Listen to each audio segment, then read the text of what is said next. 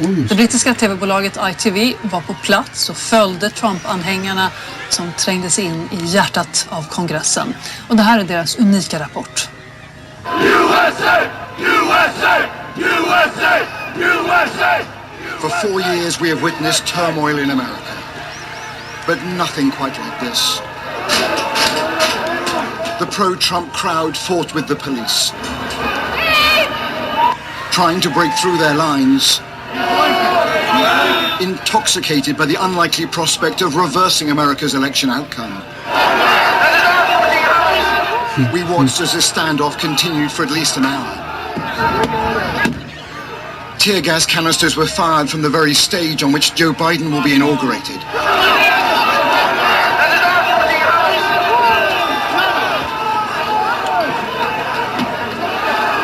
But for Capitol Hill police officers, this was a losing battle. This is exactly what was feared, but in no way is this a surprise. It has been fueled by the president's rhetoric, and it's increasingly clear this election has not healed the wounds. It has simply amplified them.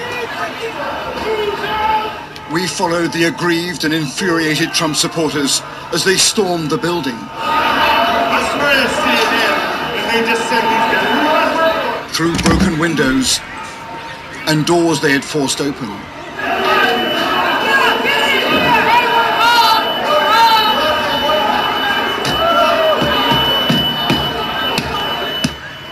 And for a few heady moments they felt they had won a precious victory.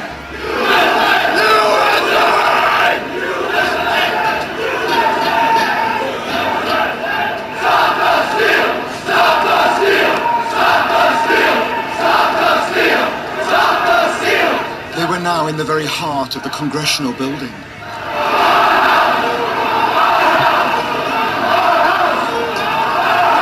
What's the purpose of storming Congress itself? Because they work for us. They don't get to steal it from us. They don't get to tell us we didn't see what we saw. We respect the law. We were good people. The government did this to us. We were normal, good, law-abiding citizens, and you guys did this to us. We want our country back. We are protesting for our freedom right now. That's the difference. What's the purpose of storming Congress? How do I know that? They reached, and Accede and other lawmakers had already been evacuated to safety. Here you go. Here you go, brother. As we filmed, protesters tore down Pelosi's nameplate. And so here we are right now inside the halls of Congress. This is exactly what so many anticipated, and yet the Capitol Hill police are doing their best, but failing to control the situation. We all know that they changed the rules mid-game, and they're not being held accountable, and that's a shame. A message to the Capitol Hill police and to lawmakers here. This is our country. This is our house. That's it. This is our house. This is our country. This is our country. Inside the chamber itself, there was chaos. Agents hastily blocking the doors with furniture to keep the protesters out. Officers ready to open fire as a last resort. In the galleries, people took shelter.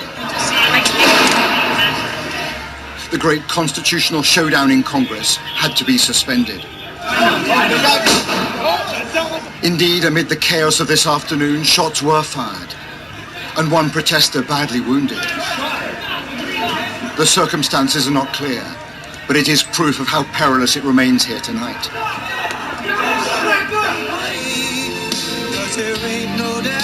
This morning, the president spoke to the crowd in front of the White House, repeating his false claim that the election was stolen.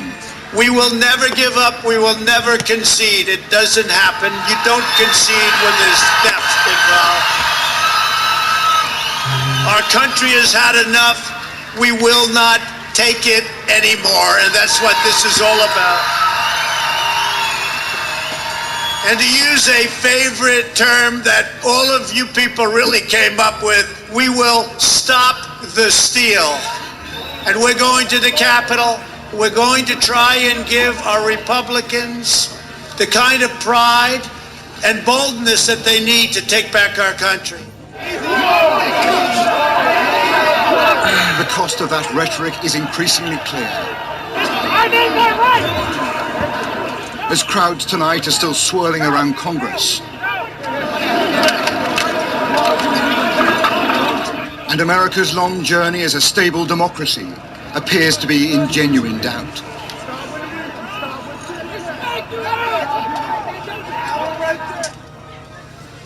En del Trump-supportrar hävdar ju att det också fanns vänsterextremism för. Jag pratade tidigare med Joy Van Patten som är pastor och republikansk lokalpolitiker i Warren County i Ohio. Och hon menar att inga riktiga Trump-anhängare skulle medverka i våldsamma upplopp. Hon är bestört över det som har hänt. Anytime there's death or destruction, it's horrific. So I am not a proponent of violence in any way, shape, or form. I do believe the protest for the majority of the individuals, and I'm talking the 99.9% of the folks that were gathered there, were there for peaceful protest, and that's exactly what they delivered. I do believe it was a combination of some unfortunately, sponsored violent activity with probably a few nutcases on some right wing thrown in, but I do believe it was a combination. The violence was not perpetrated or was it called for in any way, shape, or form by my president or by any leader of the Republican Party. You say that some were sponsored. What do you mean? Who do you think hired them? Oh, who's been hiring all the other activity that's been going on all summer? So if a journalist wants to focus on this event, then they need to also focus on the tens of other violent eruptions that occurred over our summer. And they all point back to an Antifa, splinter groups of Black Lives Matters, people who are out to cause trouble, who are out to cause dissension, who actually don't stand for anything except for the tearing down of any nation. But according to the FBI, there is no evidence that supporters of the Antifa movement did participate in the storming. What's your response to that? I think the FBI needs to do a better job. I'm not affiliated with the FBI. I am one individual citizen in this great country called the United States. I see what everybody else can see, and I put my own 2 cents to it. The president has repeatedly said that the election was rigged. Do you agree with him? Yes, I believe it was. I believe where there's smoke, there's fire. I was watching the results come in. I knew how the tide was turning. It was turning with Donald Trump. And again, I have been a part of elections all my life. I have never, ever seen where you stop counting votes for any reason so people can go home.